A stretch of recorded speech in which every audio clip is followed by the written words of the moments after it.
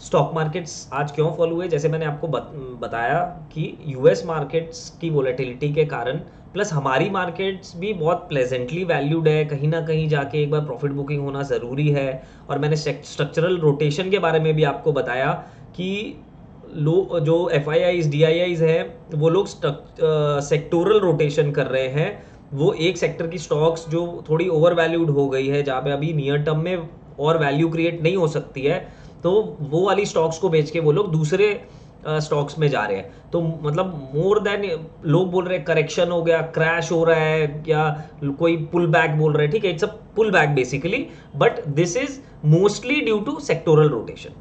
ठीक है, तो यहाँ पे ये हो रहा है। अभी मैं आपको अगस्त का डेटा बताऊंगा कि एफपीआईज ने कौन से सेक्टर में सबसे ज़्यादा बाइंग करी और कौन से सेक्टर में सबसे ज़्यादा सेलिंग करी।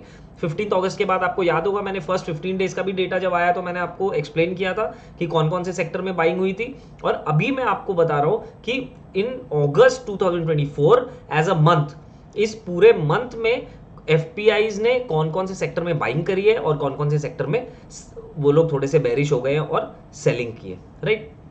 बट अभी मार्केट क्यों गिरा, एक रीजन तो ये हो गया कि सेक्टोरल रोटेशन हो रहा है, थोड़ा सा प्रॉफिट बुकिंग लोग कर रहे हैं, थोड़ा साइड लाइन में बैठने का कोशिश कर रहे हैं, वो सारी चीजें हैं। Point number 1। Point number 2 is कि इंटरनेशनल मार्केट्स जो इतने गिर रहे हैं, यूएस मार्केट्स लास्ट 3-4 दिनों से बहुत ज़्यादा गिर रहे हैं, तो उसको मद्देनजर रखते हुए, बिकॉज वहाँ का इम्पैक्ट यहाँ पे ज़रूर पड़ता है, उसको मद्देनजर रखते हुए यहाँ पे भी सेलिंग आ रही है, यहाँ पे भी मार्केट्स गिर रहे हैं। सेकेंड।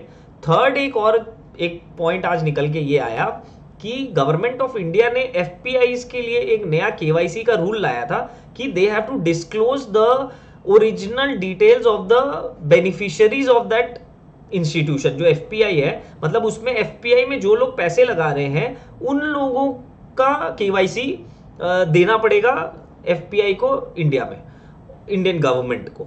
एंड उसके लिए आज लास्ट डेट था, जो नहीं कर पाएगा उसका रजिस्ट्रेशन ही कैंसिल हो जाएगा अल्टीमेटली एफपीआईज का। तो बहुत जल्द ये भी बोल रहे थे कि this could be another factor जिसके कारण आज भी सेलिंग आई है। बट अपने, अगर मैंने जैसे आपको बताया कि 16,000 करोड़ के करीब का या 15,000 करोड़ के करीब का इन्होंने एफआईआईज ने बाइंग करा है, और सेलिंग उससे बस सिर्फ 600 करोड़ ज़्यादा ही किया है। तो मतलब ये चीज़ को डाइजेस्ट कर पाना भी थोड़ा सा मेरे को डेटा वाइज मेरे को इतना प्रोबेबल नहीं लगता, but this could be one of the reasons. ठीक है, और वो एफ भी हमारे जैसे नहीं है कि हम लोग ITR बिल्कुल लास्ट डेट में लगाते हैं। मैं तो लास्ट डेट में नहीं लगाता हूँ, मैं बहुत पहले लगा लेता हूँ।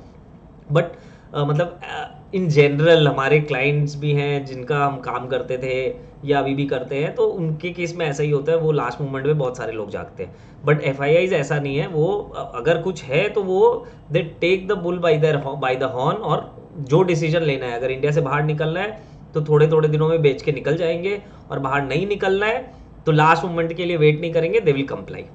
ठीक है, सो ये 2-3 रीजंस के कारण आज स्टॉक मार्केट में नेगेटिविटी थी। और इंटरनेशनल मार्केट्स वाला अगर इम्पैक्ट रहता है तो वो मंडे को भी हम लोग को एक बार तो एटलीस्ट थोड़ी सी नेगेटिविटी दिख सकती है।